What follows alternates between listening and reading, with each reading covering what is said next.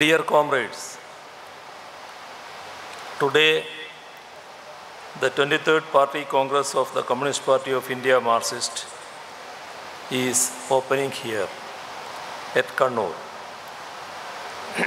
As many of you are aware, Kannur has a valiant history of a series of historic struggles by peasants and working class against exploitative class relations that were sought to be protected by the imperial regime in the last century. Kannur is hosting the party congress for the first time.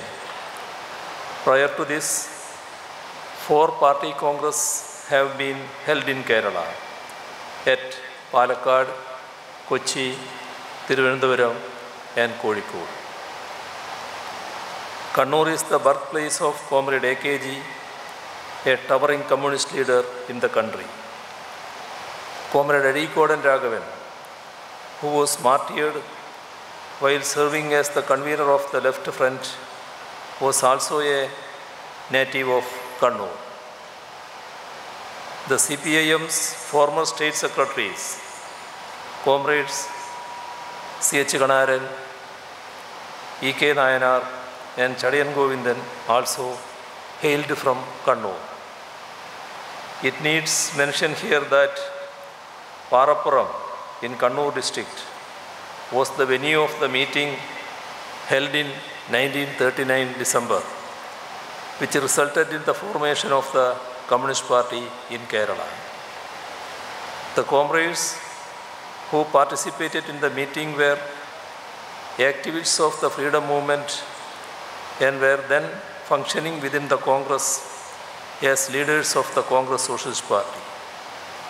The conference elected Comrade P. Krishnapillai as the first secretary of the Kerala State Committee. Krishnapillai is a legendary figure, and the name Comrade in Malayalam, Saghav, is associated with his name. 2 years prior to this, in 1937, the first cell of the Communist Party in Kerala was formed with the participation of S.V. Ghate.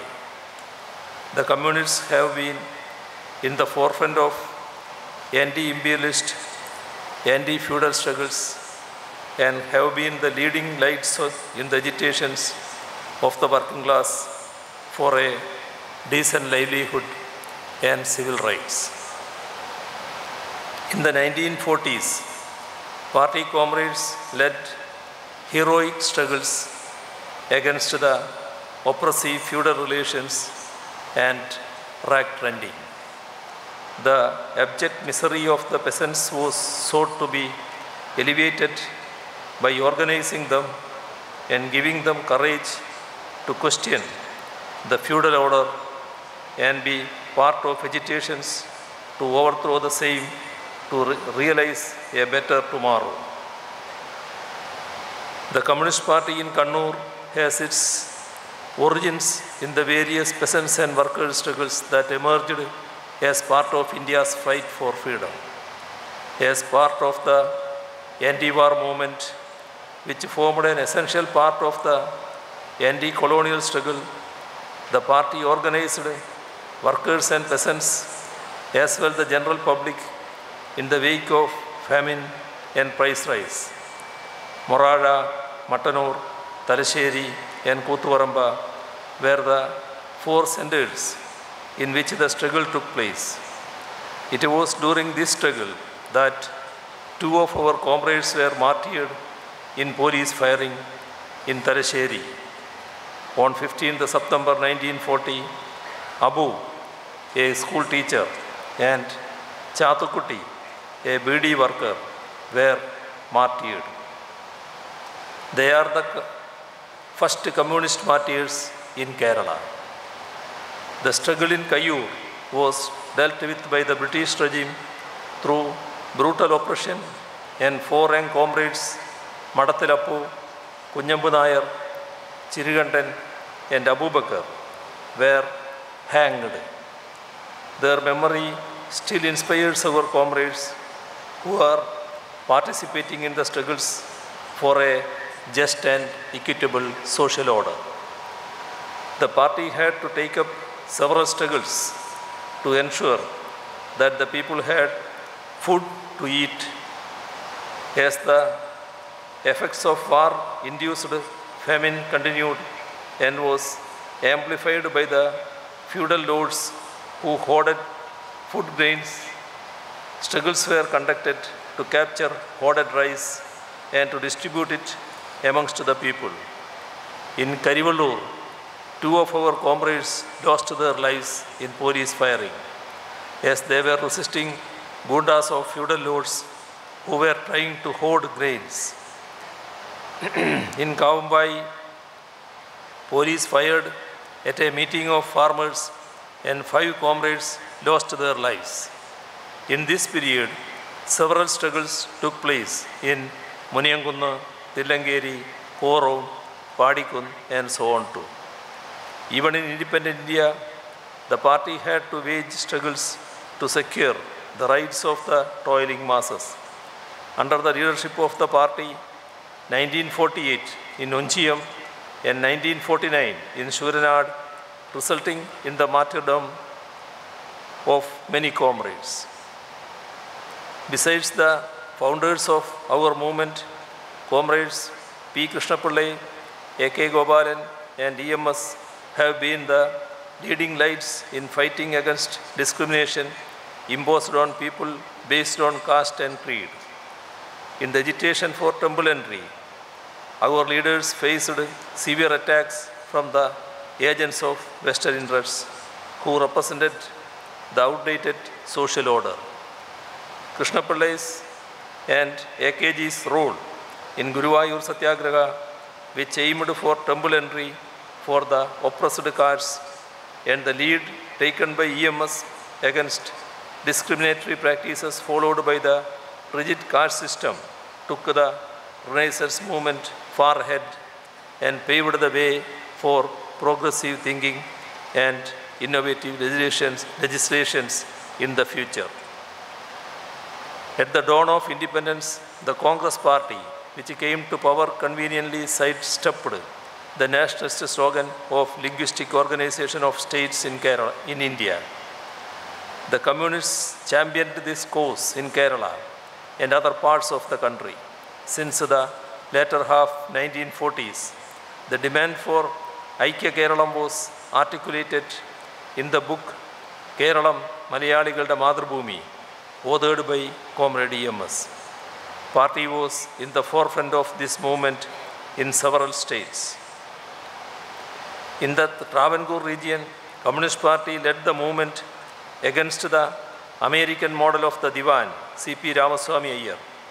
The Punnapravayala struggle, led by kayar workers in Alappuzha under the guidance of the Communist Party, put paid to the anti-national ambitions of the Divan and the princely rule. During 1948-1952, our comrades had to face severe state repression and many had to go underground and organize the party. Despite attempts to suppress the movement, our popular support grew.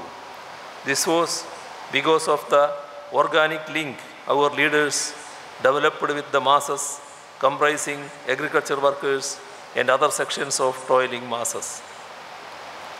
Eventually, we formed the government in Kerala on our own in 1957.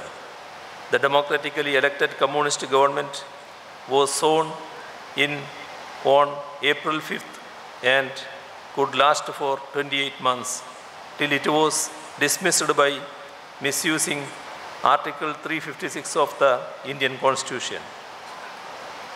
The undemocratic and anti-federal act of the center evoked countrywide protests.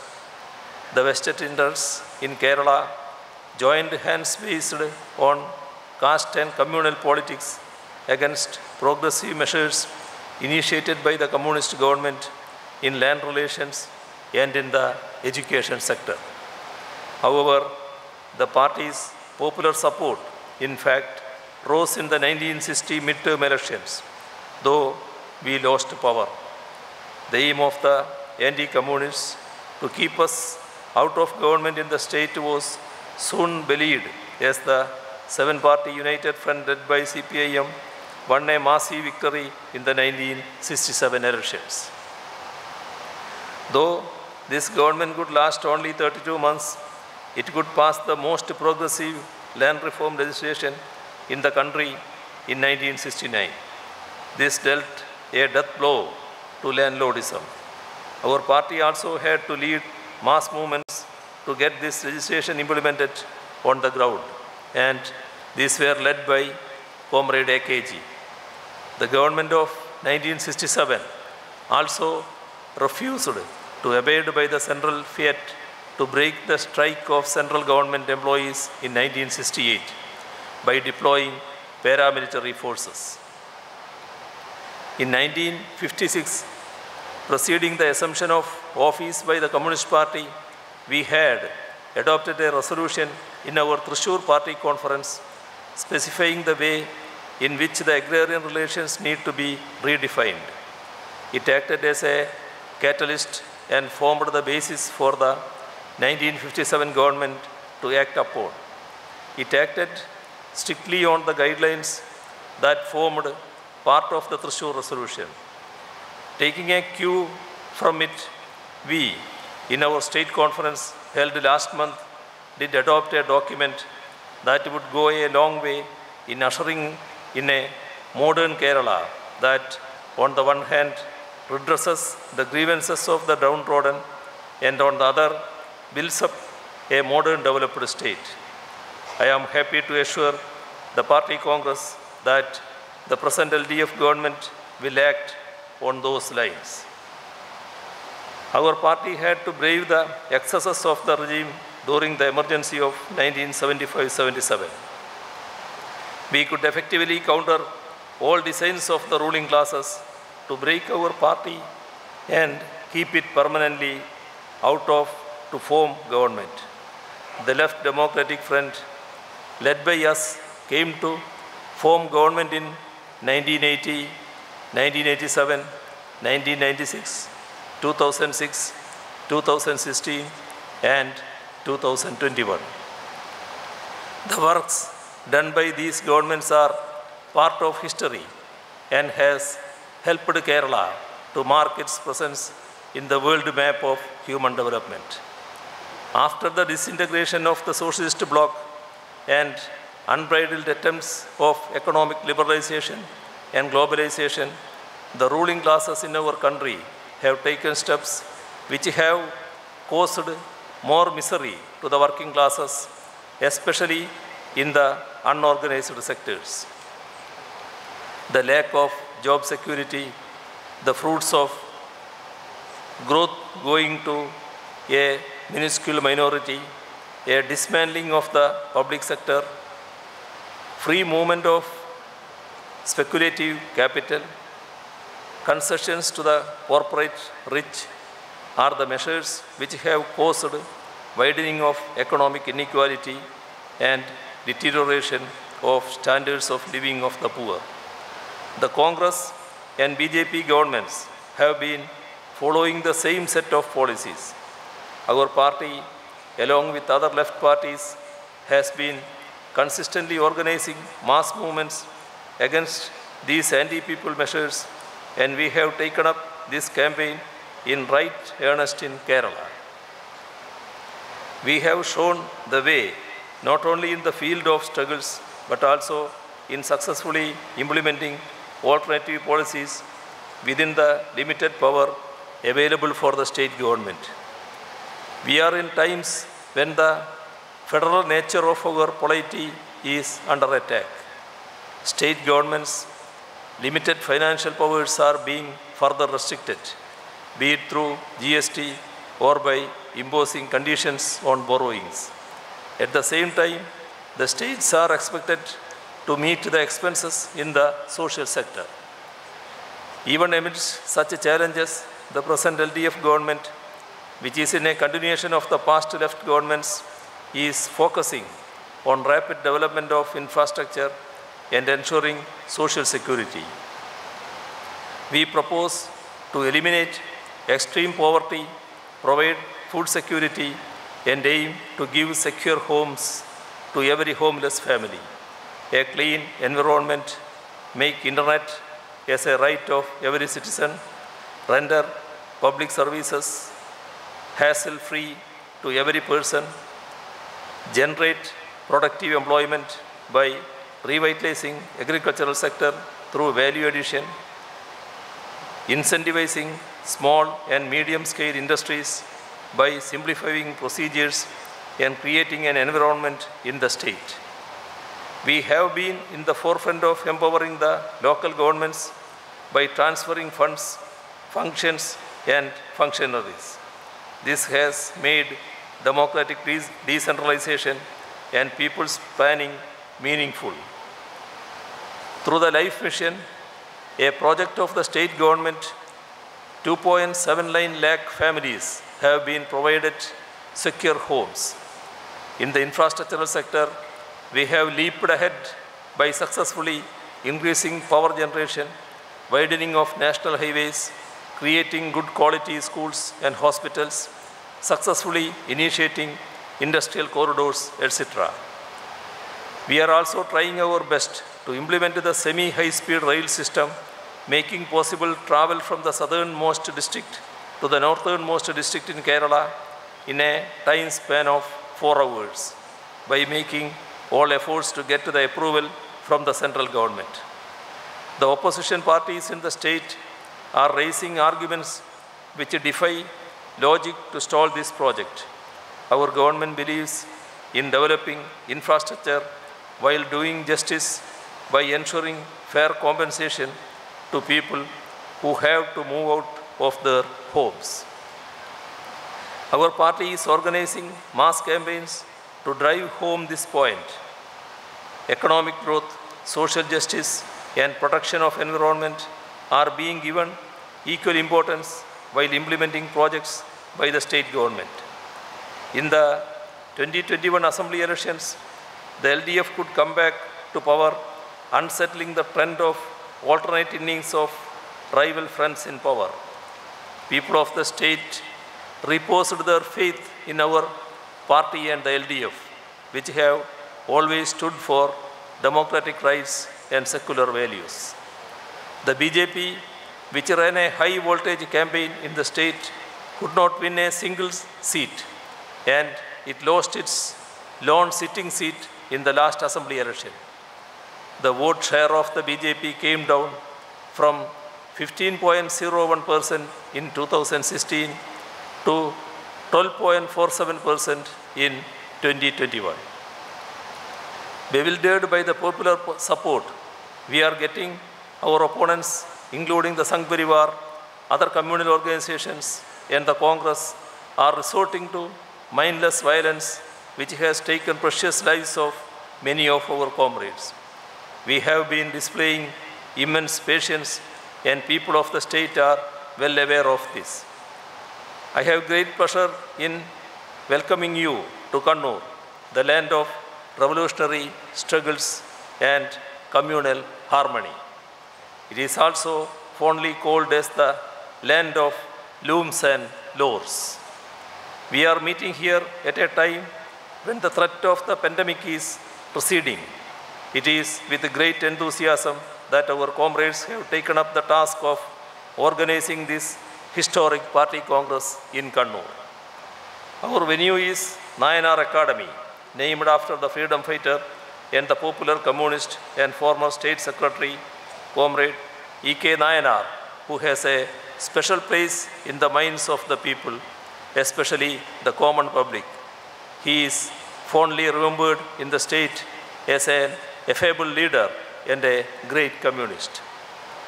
I welcome the party General Secretary, Comrade Sitaram Yechury, CPI's General Secretary, Comrade D. Raja, and all PB members, Central Committee members, and all participants to Kannur, the venue of the 23rd Party Congress.